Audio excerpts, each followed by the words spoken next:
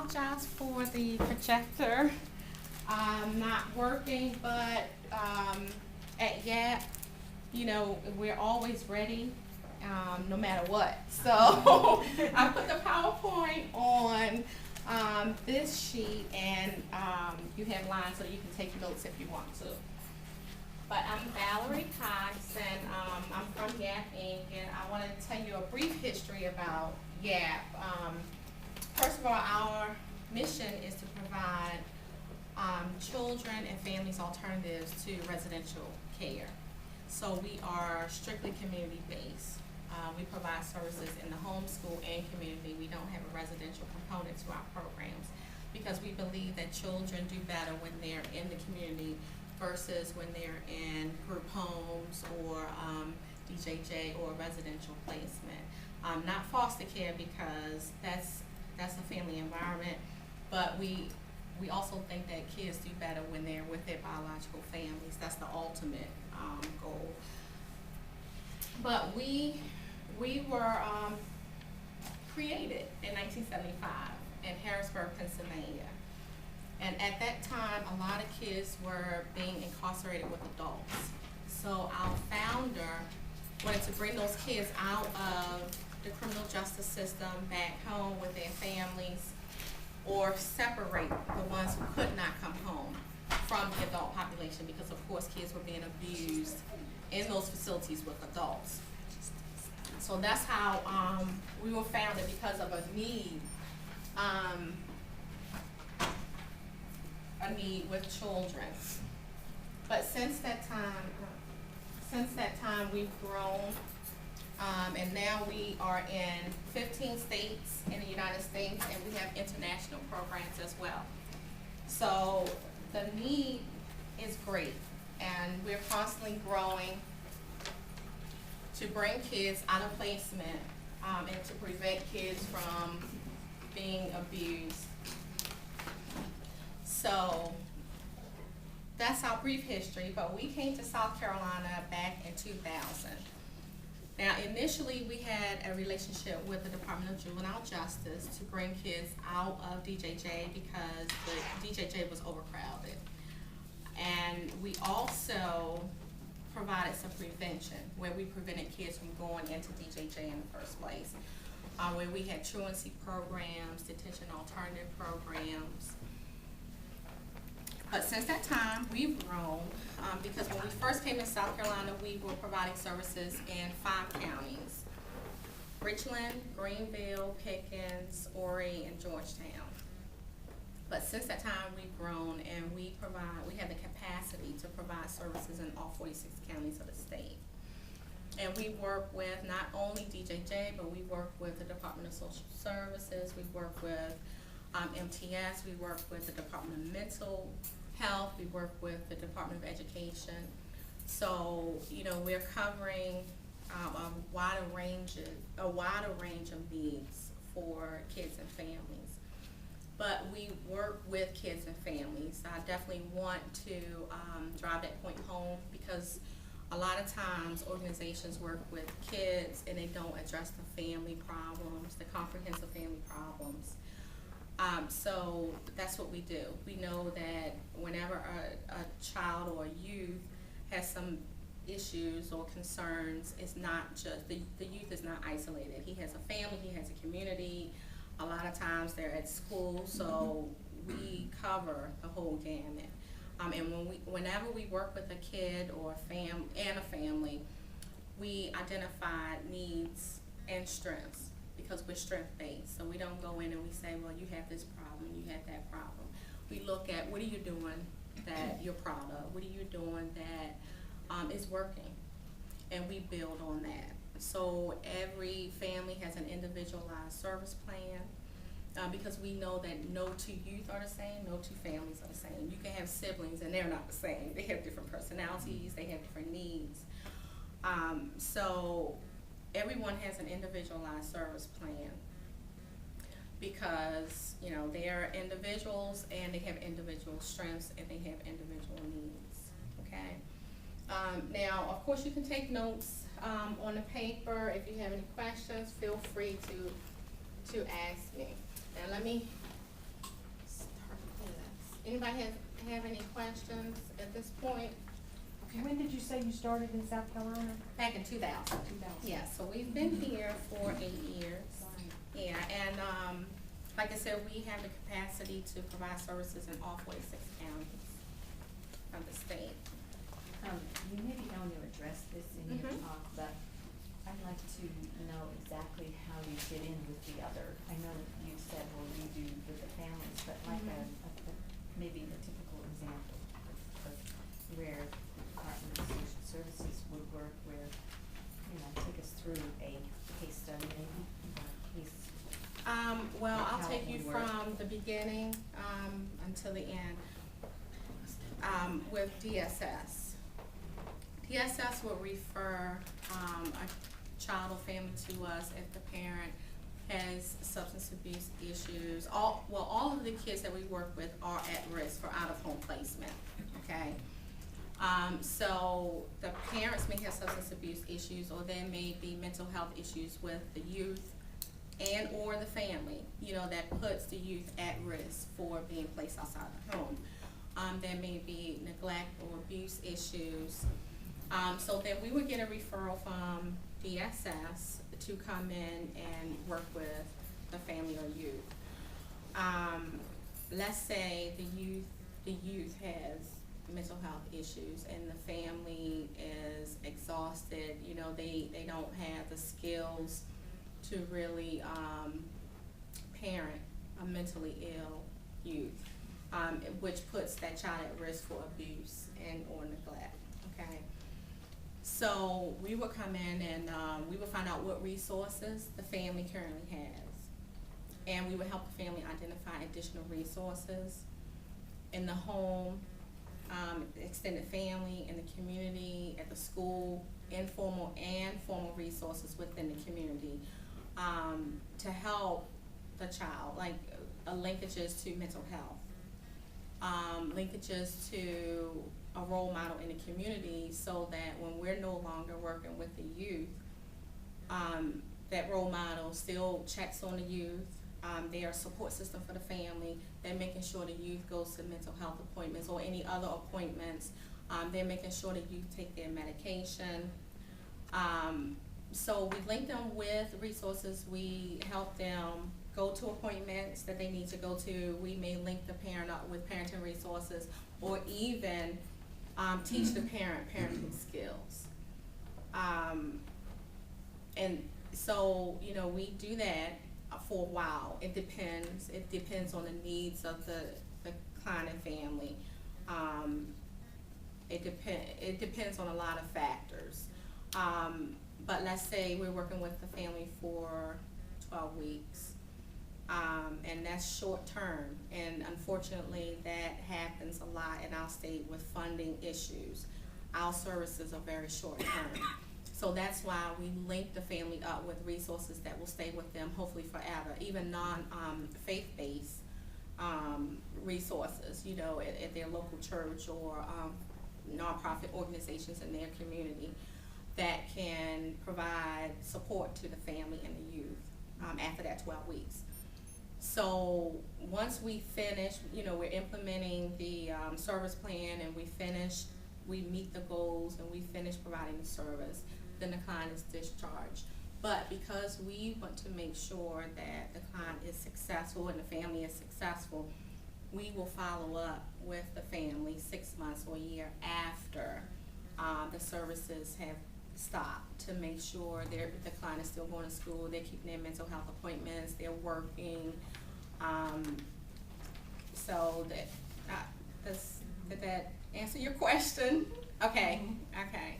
So are your referrals usually from DSS and DJJ? State agencies, DSS, DJJ, MTS, the Department of Mental Health, Department of Education, Continuum of Care, yeah, those state agencies. Mm-hmm. Thank you. Mm-hmm.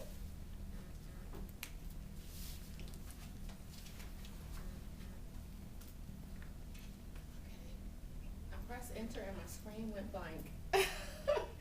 I don't know if it's my computer that's having these problems or what.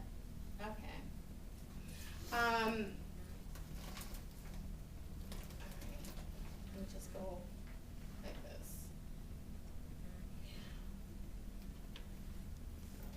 I'm kind of skimming through some slides because I've talked about, some of the things on here, like our strength-based approach, where we believe that there are strengths in every family and every child.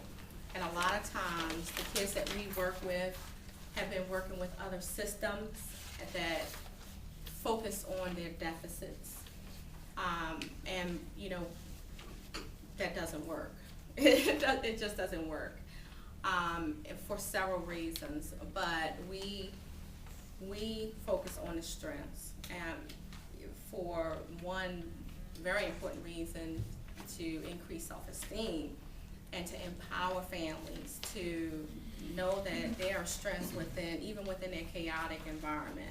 You know, there are some strengths, and they are valuable to society.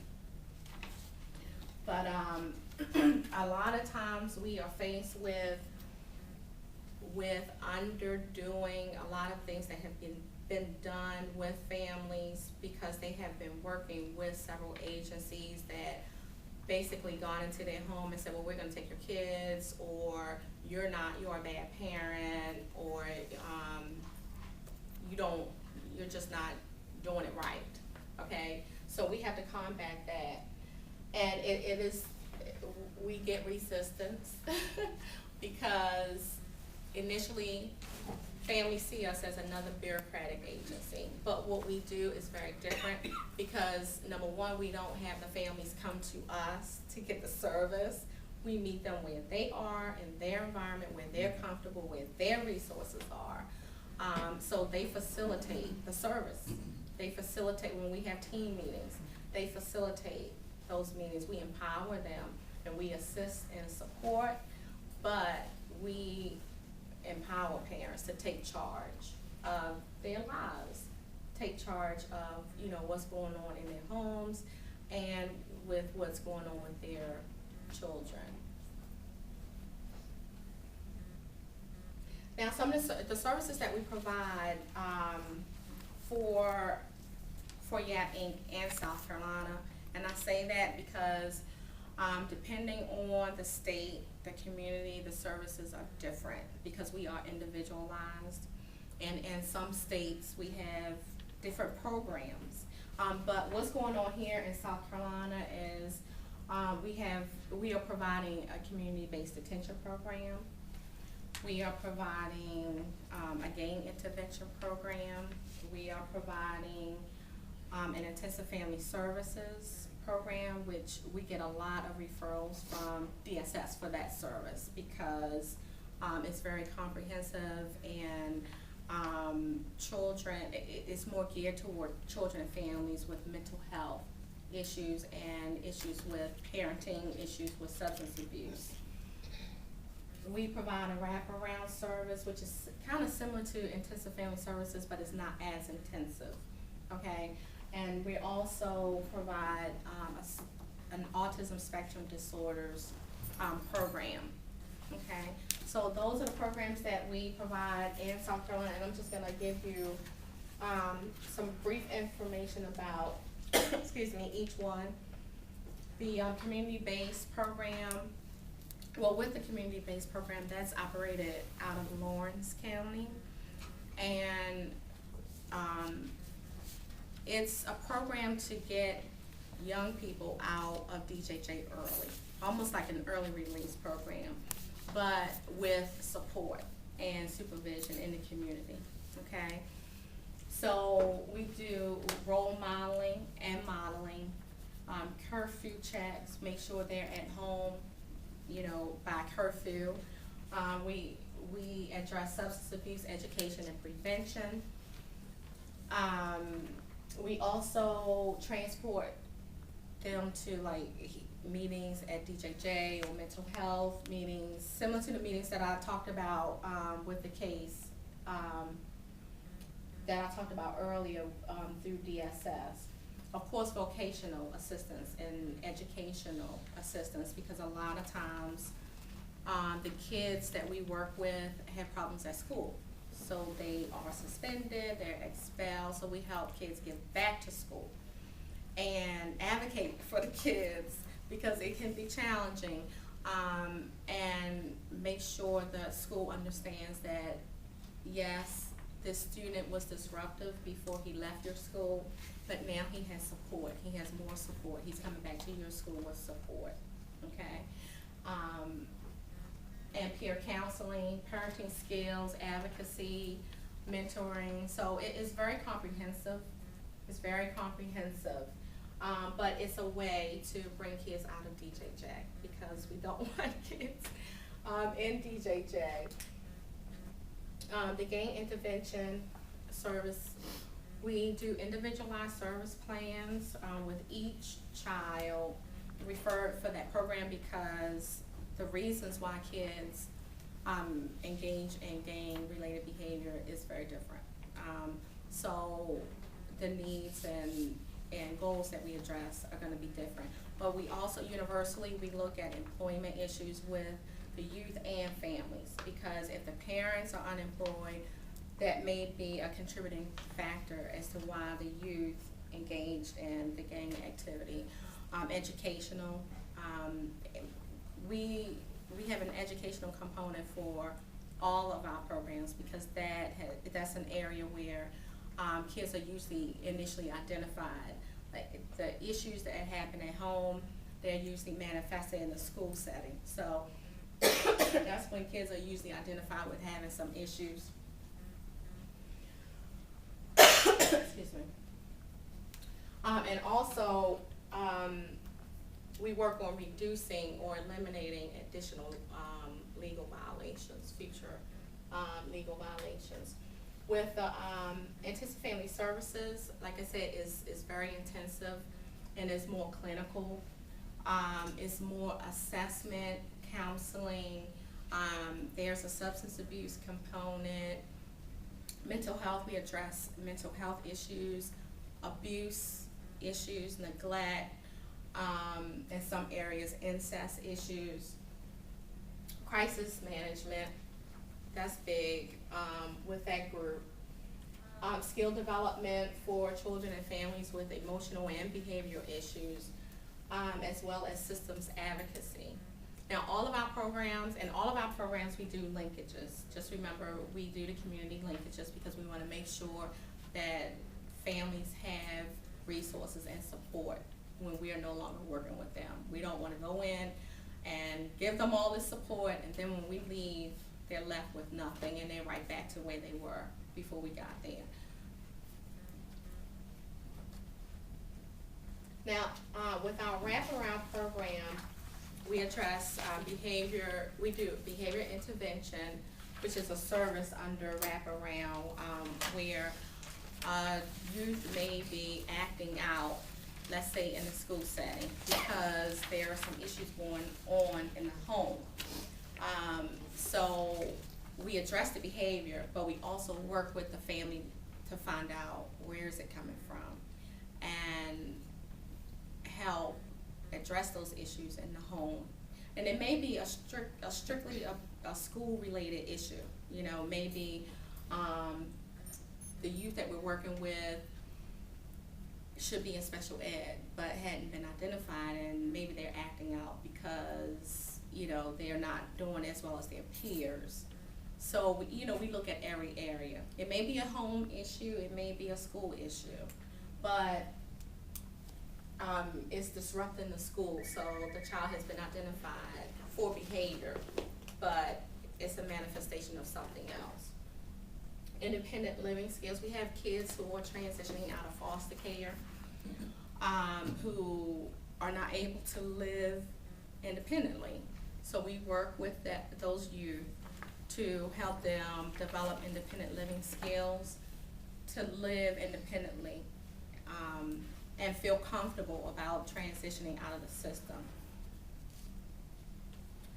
Of course, transportation, and we provide tutoring. We provide a service to parents called Caregiver, for parents who are overwhelmed by youth who maybe has autism or someone with mental health issues, or there may be a parent who has a kid coming home from foster care and they don't have the skills, they feel like they're not ready for their child to come home. So we work with that family to help them prepare for their child coming back to them, so that the child will stay with them. We don't want a child to come home and then go back into the system. And then community support, where, and community support is more like more peer and group work, where, you know, you have peers positively influencing each other. Any questions so far about what we do? I'm sorry? The caregiver, is that something that has to be, well, does the parent have to request it, or can we request it from parent? Well, the referrals that we get, the way that we get referrals for our program would be through like DSS or MTS. So you could advocate for the parent, or the parent could advocate for themselves. And we've had it both ways, where we've had caseworkers to say, I don't think the parent is ready, you know, based on maybe some past conversations, or some observations during the transitional visits or the sibling visits. They just feel like the parent isn't ready. Or, you know, we've had parents to say, look, I know I'm not ready and I want my child to stay home. I don't want y'all to take my child back. So it could happen both ways. Okay. Yeah, it could definitely happen both ways. Any more questions? You said earlier your delivery is all home-based. Did I hear that? Homeschooling community, right. Yeah. Does that mean you do everything in the person's home?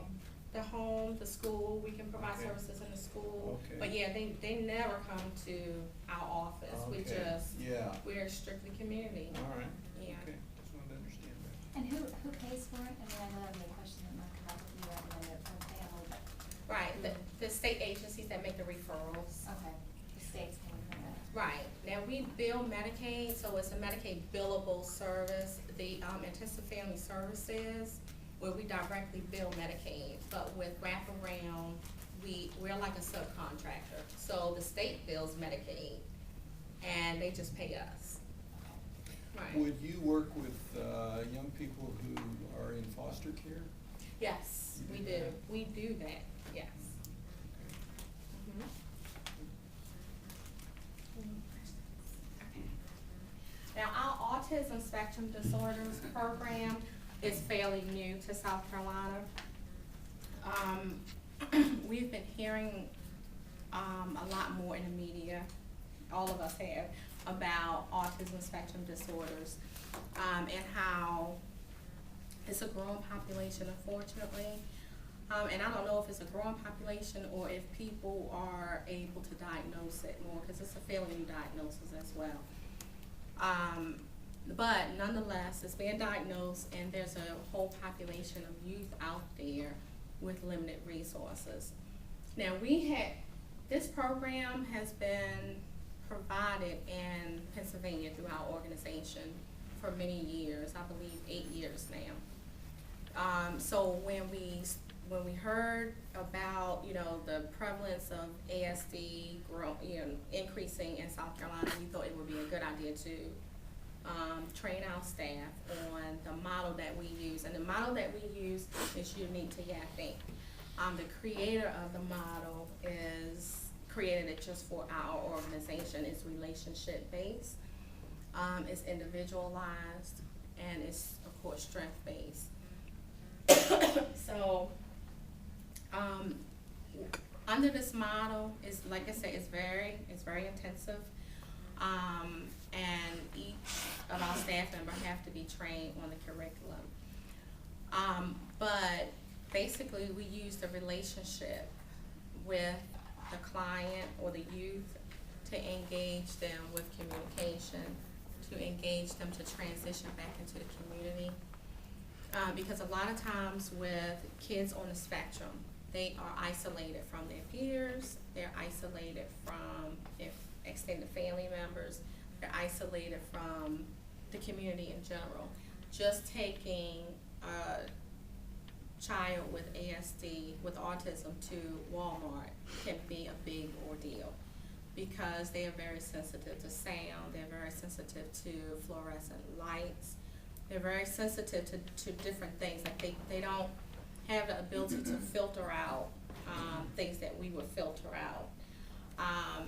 And then the social skills are not there.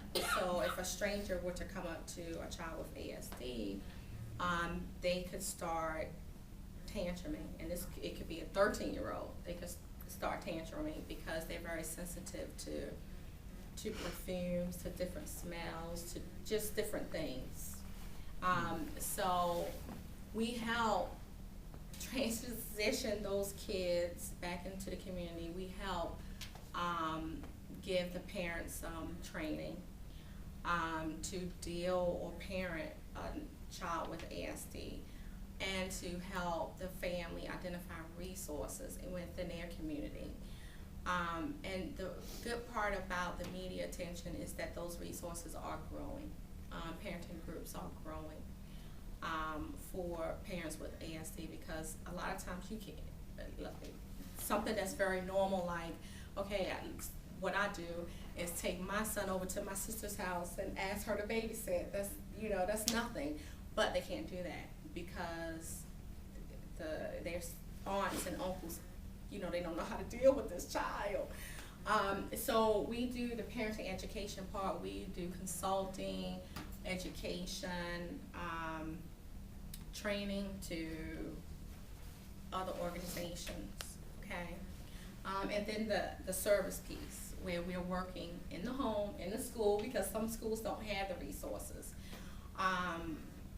to help the teachers engage the child. So it's, once again, homeschool community.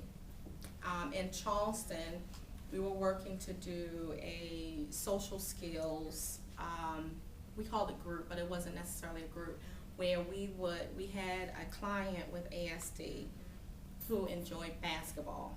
Okay, so there was a basketball league at the local center, community center.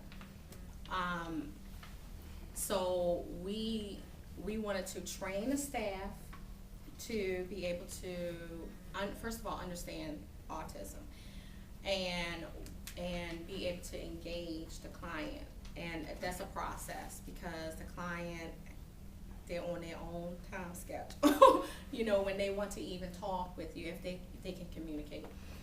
So basically, we will go into the community resource, train the staff, and help transition the child to that activity, to the facility, to the activity. And then, we would leave, but the staff had the training, and they're able to not only work with a child with ASD, the child is able to then be involved in a community, be involved in a peer activity, and hopefully develop friendships. And we also have a sibling aspect too, because a lot of times when kids, and this is not just with autism, but with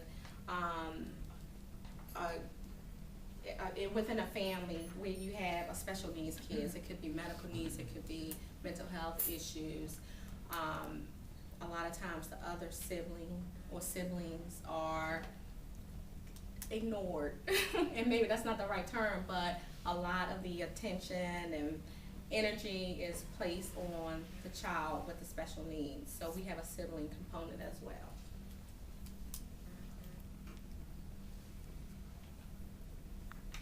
Now, when we work with families, of course, we do case management, because we know that we can't do it all. It's a team effort, okay? So we are in communication and contact with informal and formal resources to make sure the families are linked to these resources, but also communicate progress. Okay, we have what we call flex funds for families that there may have been unemployment issues and the kids are being picked on because they don't have school clothes, or the clothes that they have are, too small or have holes in them.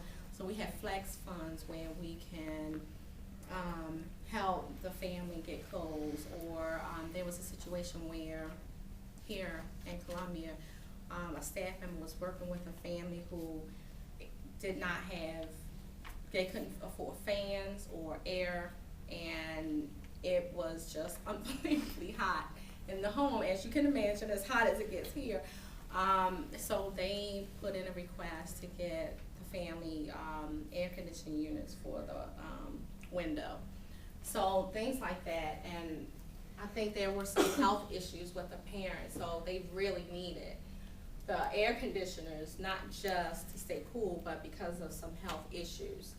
So we have flex funds, of course we do transportation, which I talked about.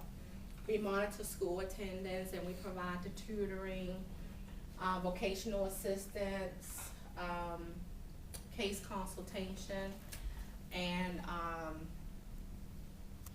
crisis intervention. Bless you. Now with, employment, there are situations where there are some unemployment issues. Maybe the youth we're working with wanna get a job, or the family members wanna get a job. And we help them with interviewing skills, with, filling out applications, identifying some resources in the community where they, may be able to work. But in situations where it may be a rural area and, the jobs are very scarce, we will identify employment resources and talk with maybe a small business owner about hiring the youth that we're working with, or even the parents. And, we will pay them. So there will be a YAP employee, but they'll be working, they'll get on-the-job training. And here you have a small business owner who could be a role model for the youth, who could be a mentor for the youth. And hopefully, at the end of, whatever agreed on term, they will hire the youth or their parents on, permanently to work.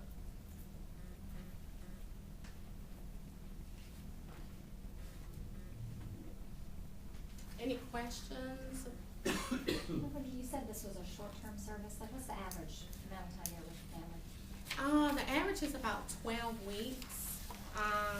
Most of the referrals that we get are for 12 weeks, but depending on the needs of the youth and family, they're extended. Now, some can be extended to like a year or more. It just depends on, what's going on. Yeah. Are you working with the child every day of the week, or how often in the week? No, no, not every day, and we work non-traditional hours. So, our staff work in the evenings, on the weekends. It's what works for the family and the staff member. They get together and they coordinate the schedules. Yeah, and we do zip code recruitment. So, when we get a referral for someone here in Columbia, the staff member lives in Columbia. Okay, we recruit staff in the communities in which they work. Okay. Are all your staff paid staff, or you work with volunteers? Paid as well? staff, Okay. yeah, and they are trained, heavily trained. We have several training curriculums that that staff have to go through before they can work with clients, yes. Oh, and clearances, I'm sorry, all of our staff have to go through SLED clearances, child abuse clearances, sex offender registries. We get a record of their driving record, so they have to go through several clearances before they are even considered employed with us, even before they go through training. Okay, I'm sorry. The flex funds, is that, like when you're talking about clothing, is it donated clothing that you're taking in to them, or are you actually giving the parents like a certain amount of cash and taking them to select clothing, or? Well, we help them, the number one thing is to help them identify clothing resources so that they're not dependent on someone giving them money or a handout. We have gone with the families to go shopping for new clothes though, yeah. Yeah. What kind of educational backgrounds do the staff have? They range from having a high school diploma up to PhDs. We have staff with PhDs. And how Yeah. many people are on staff here in Columbia? We have 16 staff here in Columbia, yeah. Now, like I said, we provide services statewide, so in every county, we have a different number of staff, but here, 16, yeah. Okay, any more questions? All right, now, of course, we wanna make sure staff are doing what they do, that they say they're doing. We wanna make sure that our services, are effective and that it's a quality service. So we have weekly monitoring where, families are contacted. And this is a department that's outside of yapping, that's objective, so they contact either by phone or they're sent a letter out to our families weekly to verify that the staff actually did what they said they did. Directors meet with families. They sit down and meet with families monthly, okay, to see if there are any questions, any concerns, that they're satisfied with the services.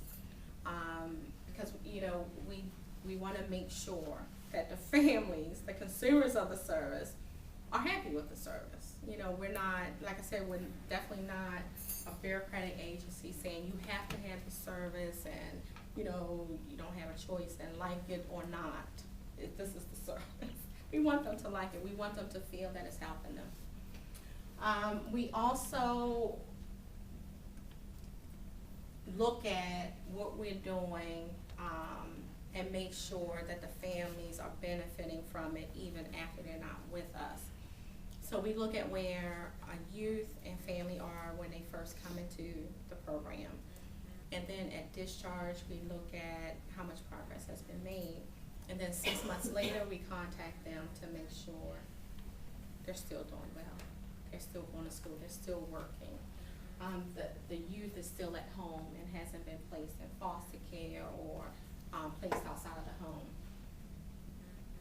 Is there, question I have, is there an opportunity, for instance, you're saying 6 months, but what if within that 6 months, the parent begins to feel overwhelmed again? Is they're able to contact you at that point? Yes. And say, can you come back in, I need help, before the 6 months? Yes, they can contact us, but they usually contact the agency that referred them to say that, we want the services again. But a lot of times, because our staff are living in the community, they see the staff, and the staff knows what clients are doing well and which ones are not doing well, because they see them at the grocery store, they see them at the movie theater, they see them at the mall. So our staff keep in contact with the families and the kids even after they're not in our program. And that's a very good aspect of doing zip code recruitment. And the fact that the staff are more committed to the youth doing well because they know they have to see them. Okay? Excuse me. Does the child have to be in school, or what if they were out of school? Let's say they were kicked out of school, whatever reason, and there isn't anything in place for them to be back in school. How is that handled? Well, if we can advocate to get the child back to school, we'll do that. If we can't, then we'll identify other resources such as night school, Job Corps, GED classes. We look at what other options are available, homeschool. So yeah, if the first priority is to advocate to get them back into school. But if we can't do that, then we'll look at other resources that they have.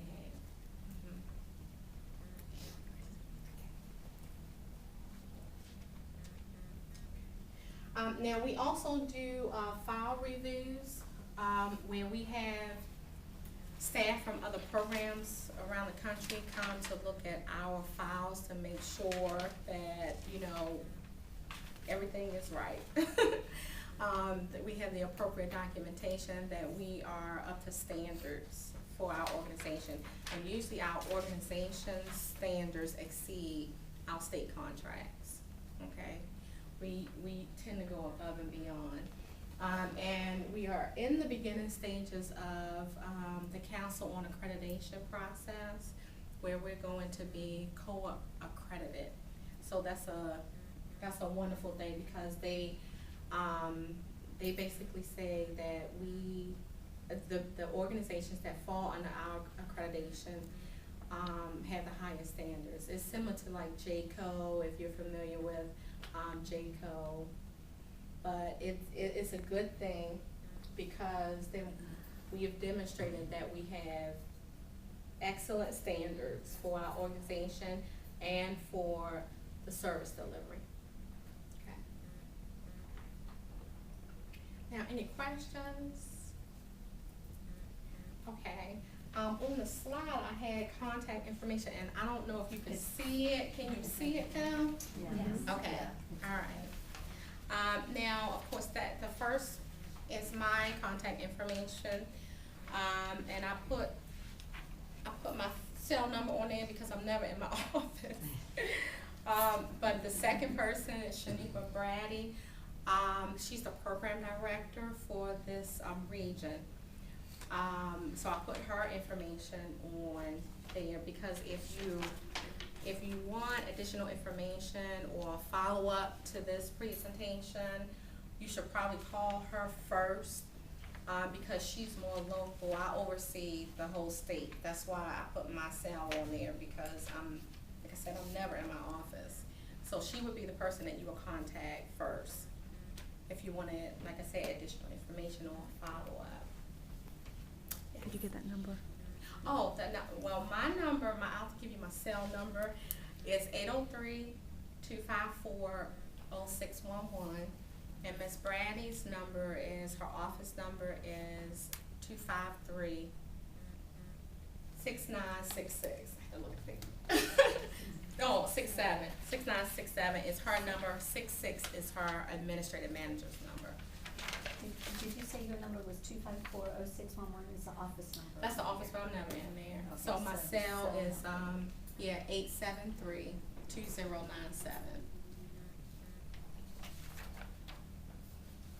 Where exactly is the office located? It's not too far from here. It's, off of Main Street. We're actually located on Bellevue.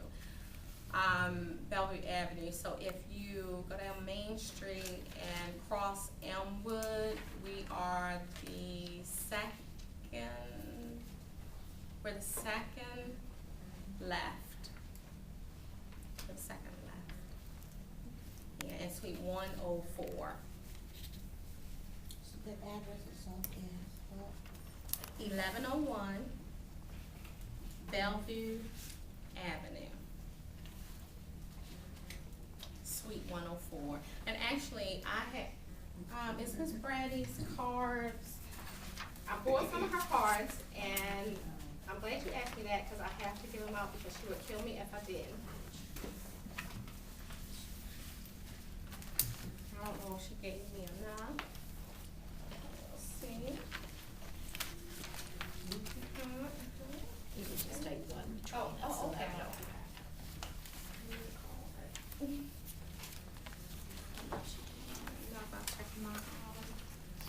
See if you have enough, because I know where you're located. Oh, okay. Excuse me. Thank you. Thank Let me you. just see if I have one more. Oh, you had one, okay. All right, so that was perfect. And, let's see if I have some in mind. I do have some autism brochures, that I wanted to give out, just to give you some more information about our autism program. But, we're were there any more questions? If you have any more questions, feel free to call us. Our email addresses are on the, last slide as well. You can, the best thing to do is email me. Excuse me. Thank you very much. There's an extra card. Thank you. There you go. Thank That's you. perfect. Alright, well, if you don't have anything else to share with us, that ends our in-service. Thank y'all again for coming out. And if you have any additional questions, like she said, her contact information is on the form. And you can also contact your supervisor.